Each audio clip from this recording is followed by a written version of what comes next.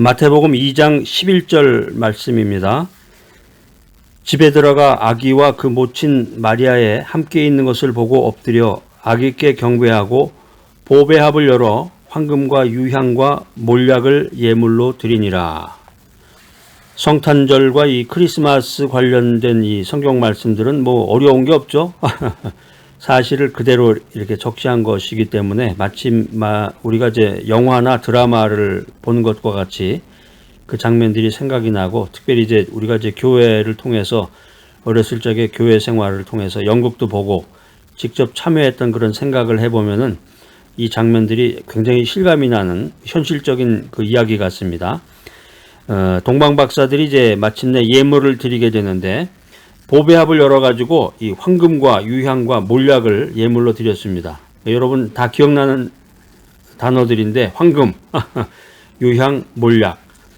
이게 어떤 목사님들이 이제 설교를 하거나 또는 이제 어떤 주회를 할 때 성경학자들이 이 황금이 뭐냐, 유향이 뭐냐, 몰약이 뭐냐, 이게 이제 어떤 상징적인 것에 대해서 그 이야기를 하는 그런 경우가 많이 있습니다.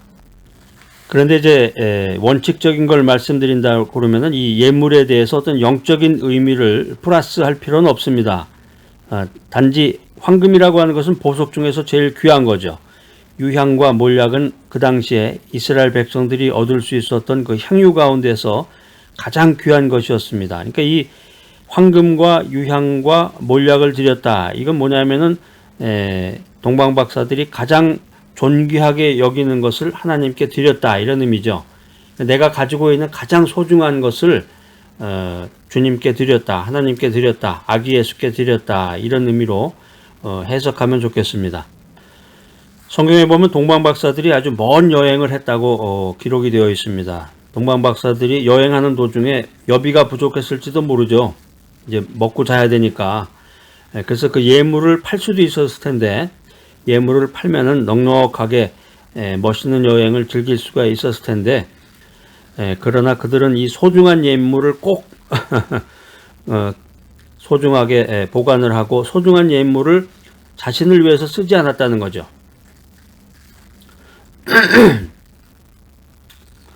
우리가 주변에 보면은 그런 분들 많습니다. 기도하는 가운데서 정말 자기가 인생살이 해나가는데 자기가 가지고 있는 그 재물, 돈, 부동산, 땅, 뭐 이런 것들을 자신을 위해서 사용할 수도 있을 텐데, 실제로 대부분의 사람들이 자신을 위해서만 사용하잖아요.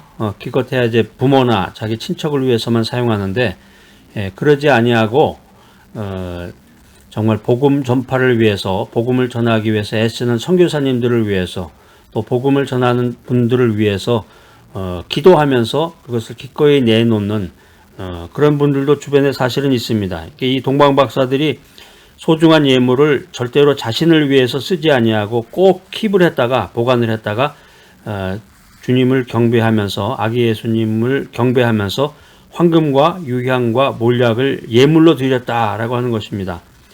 그러니까 이 동방 박사들이 자기의 존귀한 것을 메시아에게 드리기를 원했던 거죠. 예전에 60년, 70년대만 해도 교회 헌금할 때 그 돈을 다리미로 빳빳하게 다려가지고 은행에 가서 이제 신권이라고 그러죠. 은행에 가서 새 돈, 빳빳한 돈을 바꾸면 되는데, 이제 예전에는 그게 이렇게 많지 않았어. 그래가지고 이제 돈을 바꿀 수는 있는데 모든 사람에게 그 원하는 만큼의 그 돈을 바꿔주질 않았기 때문에 돈을 아마 다리미로 빳빳하게 달아가지고 그렇게 이제 헌금을 했던 그런 기억이 생각이 나는데, 그게 좋다는 게 아니라 그게 중요한 건 아니죠. 그러니까 자기의 그 존귀한 것을, 가장 존귀한 것, 또 귀한 마음을 주님께 드리고자 했다라고 하는 것입니다. 성탄절, 크리스마스가 주는 진정한 의미는 무엇일까요? 이 크리스마스의 그 메시지는 나를 위해서 십자가에서 피를 흘리시고 나에게 그리스도 예수 안에 있는 풍성한 영생의 의미를 깨닫게 해주시는 하나님께 헌신할 것을 요청하고 있는 것입니다. 하나님의 은혜가 얼마나 감사합니까? 정말 감사합니다. 하나님, 성령의 인도가 얼마나 감사합니까? 우리가 매 순간 인생을 살아가면서 성령님의 인도하심이 없다 그러면은 우리가 정말 사망의 음침한 골짜기를 지나가야 되는데 성령의 인도하심으로 말미암아 할렐루야 빛 가운데로 우리가 거하는 줄로 믿습니다. 예수님 안에서 얻은 영원한 생명이 얼마나 감사합니까? 우리가 죽으면 심판받아야 되는데 주님께서 나를 보호해 주시고 천사들이 나를 위해서 힘을 주신 것에 대해서 정말로 감사하는 마음을 갖게 됩니다. 성령님의 인도하심, 하나님의 은혜, 또 예수님 안에서 얻은 그 영생, 감사하는 마음을 갖는 가운데서 진정으로 내가 주님께 무엇을 드려야 될까? 가장 존귀한 것을 드려야 된다는 거죠. 오늘 동방박사들이 황금과 유향과 몰약을 주님께 예물로 드렸던 것처럼 가장 존귀한 것을 주님께 드려야 됩니다. 쓰다가 남은 것을 드리면 안 되겠습니다. 그래서 예전에도 보면은 직장 생활하면서 헌금할 때 월급을 받게 되면은 바로 거기서 11조를 떼고 헌금을 떼고 난 다음에 남은 것을 가지고 자기의 삶을 위해서 썼는데 요즘은 그렇지 않죠. 자기에게 필요한 모든 것을 다 사용한 다음에 남으면 주는 거죠. 남으면 계산해보고 남으면. 실제로 주님의 복음을 위해서 선교 활동을 위해서 도네이션을 좀 하십시오. 헌금을 좀 하십시오. 그러면은 자기가 써야 될 것을 다 계산해 봐요. 다 계산해 보고 남는 돈 가운데서 쓰다가 남으면 드릴게요. 그렇게 다 그런 생각을 가지고 있는 분들이 많아요. 그러니까 진정으로 주님의 음성을 듣지 못하고 깨달음을 받지 못하고 이 주님께서 주신 이 위대한 인생을 소중하게 살 수가 없는 것입니다. 황금이 없으면 나의 몸을 드려야 됩니다. 유향이 없다 그러면은 나의 사랑을 주님께 드려야 됩니다. 몰약이 없다 그러면은 나의 생명과 나의 인생을 그분 앞에 드려야 됩니다. 자, 오늘 이 메시지 들으신 여러분들,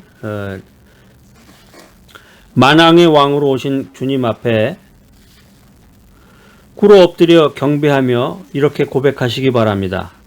나를 위해 죽으신 나의 생명의 주님이시여, 나를 위해 다시 사신 부활의 영광스러운 메시아여, 내가 내 인생을 당신 앞에 바치기를 원합니다. 나를 받으시고 나를 통해서 하나님의 영광을 나타내 주시옵소서. 성경에 보면은 별은 사라졌습니다. 박사들을 인도하던 별은 더 이상 우리에게 보이지 않습니다. 그러나 별이 증언한 예수님은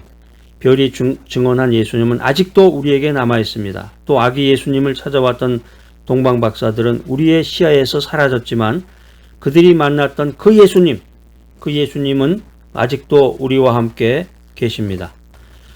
그리스도를 증거했던 수많은 설교자들과 하나님의 사람들이 우리의 곁을 떠나갔습니다. 그러나 그들이 증언한 예수님은 아직도 우리와 함께 하고 계십니다. 그리고 우리를 초청하고 계십니다. 자, 사랑하는 여러분, 이제 우리가 메시아를 만나기 위해서 여행을 떠나갈 시간입니다. 이미 메시아를 만난 사람들은 그분께 경배하기 위해서, 그리고 사람들에게 그리스도를 증거하고 그분을 그리스도께 인도하는 하나의 별이 되기 위해서 위대한 발걸음을 옮겨야 할 시간입니다. 그것이 바로 성탄, 크리스마스가 우리에게 전하는 하나님의 메시지인 것입니다. 예수님이 이 세상에 계실 때 그분의 제자들이 했던 가장 환희에 찬 고백은 우리가 이 메시아를 만났다. 이 말이었습니다. 여러분을 구원한 메시아를 만났습니까? 아니면 아직도 찾고 있나요? 만일 찾고 있다면 그 일을 결코 중단하지 마시기 바랍니다. 계속해서 진지하게 찾으시기 바랍니다. 예수님을 찾고 만나는 일에 방해가 되는 요소들이 있다면 그것을 극복해 내시기 바랍니다. 예수 그리스도를 만나는 사람마다 인생의 변화가 찾아옵니다. 예수 그리스도를 만나는 사람마다 그 인생이 새로워질 수가 있습니다. 메시아 되신 예수 그리스도를 구주와 주님으로 영접하고 그분을 만나시기 바랍니다. 이미 메시아를 만나서 복음을 전하고 있다면 이렇게 기도하시기 바랍니다. 나의 구주와 주님이 되신 그리스도여, 내가 수천 리를 여행하여 메시아를 만났던 동방 박사들에게서 그 열정과 예배 정신을 배울 수 있게 하소서. 그리하여 내 인생 모두가, 내 생애가 진정으로 주님만을 경배하는 소중한 삶이 되게 하여 주시옵소서. 어느 해인가 우리는 인생의 마지막 크리스마스를 지나게 될 것입니다. 그렇죠? 언젠가는 우리가 이제 이 인생에서 빠이빠이를 하고 하늘나라로 가야 되는데 그 마지막 크리스마스가 있을 거 아니에요? 마지막 크리스마스. 여러분 이제 요번에 지나는 크리스마스가 여러분 인생의 마지막 크리스마스인지 아닌지 그건 뭐 모르죠. 하나님만이 아시는 건데 매년 크리스마스 때마다 그리스도에 관한 메시지를 들었으면서도 진정으로 그분을 만나지 못한 채 주님 앞에 서야 한다면 그리고 주님을 영접했으면서도 참으로 그분을 경배하는 삶을 살지 못하고 부끄러움과 후회 속에서 그분을 만나야 한다면 그때 당신은 주님을 위해서 무엇을 했다고 고백할 수 있겠습니까? 자, 오늘 이 귀한 메시지 들으시는 여러분들, 성탄절, 크리스마스가 다가옵니다. 이 성탄절이 여러분의 신앙을 새롭게 하고 하나님 앞에 경건한 헌신을 드릴 수 있는 위대한 결단의 기회가 되시기를 간절히 기대합니다.